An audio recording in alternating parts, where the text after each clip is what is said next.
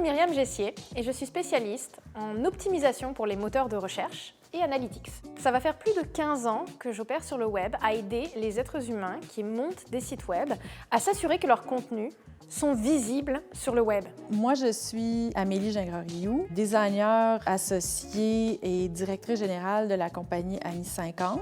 Bonjour, mon nom est Manon. Je m'occupe de toute la partie e-commerce de Annie 50, de la partie marketing digital. Quand on parle de référencement, on peut avoir du référencement payant et du référencement organique. En anglais, on appelle ça de l'optimisation pour les moteurs de recherche, donc Search Engine Optimization. Et concrètement, le SEO, on dit tout le temps que c'est du trafic gratuit. C'est gratuit, mais il faut travailler pour. Donc cela peut inclure des frais de temps, des frais de création, et la plupart des gens ne sont pas conscients de cet élément. Donc quand on parle de référencement, la première chose que l'on doit se poser comme question, c'est est-ce que c'est des publicités ou est-ce que c'est la partie gratuite? Si vous vous dites que vous voulez travailler la partie gratuite, c'est ce qu'on appelle le référencement organique ou le SEO. Le but du SEO, c'est de rendre vos produits visibles, découvrables, là où vos futurs clients se trouvent. Il y a 3 grands piliers dans cette pratique: le code, le contenu et les liens. Le code, c'est la partie qui fait peur à tout le monde, mais la base est simple. Si le robot de Google est capable de se balader sur le site web de manière agréable et simple comme tout autre utilisateur qui se baladerait sur le site, les choses se passent bien. Quand on choisit le design, le look and feel, il n'y a pas que le beau qui fonctionne.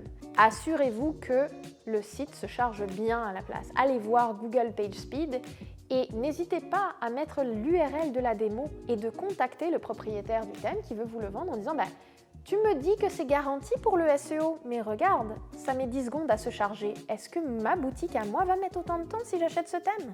Est-ce que c'est réellement promis comme étant optimisé pour le SEO? Est-ce que c'est marqué ou pas? N'hésitez pas à contacter aussi les créateurs de ce thème pour dire est-ce que j'ai besoin de demander à mon développeur de me créer ça? Est-ce qu'il y a un petit module qui me permet de gérer mes affaires toute seule? On ne prend pas un thème à la légère parce que sinon, on finit bloqué avec des contraintes techniques dont personne ne nous a parlé et qui bloquent notre visibilité. Il y a beaucoup de thèmes sur Shopify, puis selon ce que tu as besoin, puis tu sais, on ne le sait pas au début c'est quoi les besoins qu'on a. Tant qu'on n'a pas réellement fait l'essai d'un premier thème, on rentre nos produits, là on se rend compte qu'on aimerait avoir une option pour les précommandes. Là, le thème ne le permet pas. Donc là, il faut vraiment bien magasiner son thème, puis souvent c'est quelque chose qui est bien d'avoir quelqu'un qui nous conseille dans ce genre de décision-là parce qu'il y a tellement de technicalités. Tu sais, nous, on est, je pense, à notre 3e thème, puis on aimerait encore changer pour mieux parce que les versions tablettes, téléphone ne sont pas bien adaptées avec le thème qu'on a. Donc ça devient super important parce que la plupart des gens magasinent sur leur téléphone ou leur tablette plus que sur leur ordinateur. Donc ça fait quelques jours que je réfléchis à choisir le bon thème. Donc ce qui est vraiment à prendre en compte, c'est premièrement la vitesse du site qui est super important aussi en termes de référencement parce que ça va vous placer dans les premiers sites dans les recherches Google. Un utilisateur va être plus guidé vers un site qui est ergonomique. Je regarde ça, je regarde également le parcours utilisateur, si toutes les informations sont d'un coup d'œil à l'écran. Si l'utilisateur a besoin de chercher vraiment pendant longtemps une information, ce n'est pas forcément le thème adéquat. On peut avoir le meilleur site au monde, le plus beau, qui va le plus vite, qui se charge très bien. Mais s'il n'y a pas de contenu, s'il n'y a pas d'âme, le robot vient pour quoi exactement? Comment est-ce qu'il peut savoir que vous répondez aux besoins des gens ou que vous offrez ce que les gens cherchent? Donc, le contenu est essentiel. Vous ne le savez pas, mais vos images sont excessivement lourdes. Et si votre site il est lent, vous allez finir pénalisé.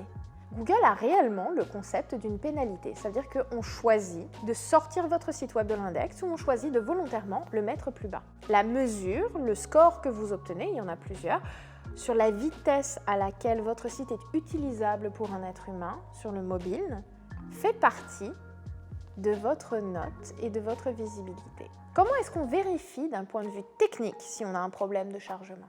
On va dans Google et on cherche Google PageSpeed Insights. C'est un outil gratuit. Vous pouvez prendre votre URL, donc vous allez chercher votre boutique, c'est vraiment la façon de procéder, vous ne tapez pas votre nom de domaine, vous prenez l'URL complète, vous la collez dans l'outil et vous allez tester votre page d'accueil, vous allez tester votre page de collection. Si vous faites ça, vous allez avoir un rapport. Alors le rapport il fait peur, parce qu'il a toutes les métriques, c'est un rapport de développeur. Mais si vous voyez dedans que dans le top 3, ça vous dit compressez vos images ou travaillez la taille des images, pas besoin d'être un développeur.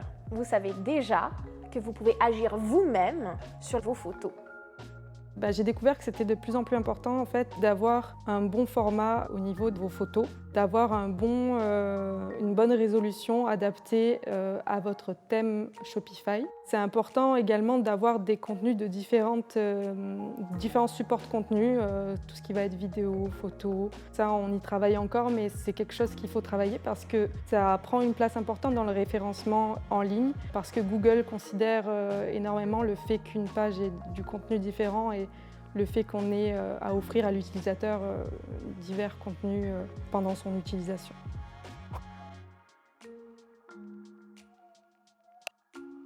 Le contenu, ça passe par des mots-clés. La première étape pour s'inspirer des mots-clés, ce n'est pas nécessairement d'aller dans Google, c'est de demander à vos clients comment est-ce que vous décririez ce produit-là.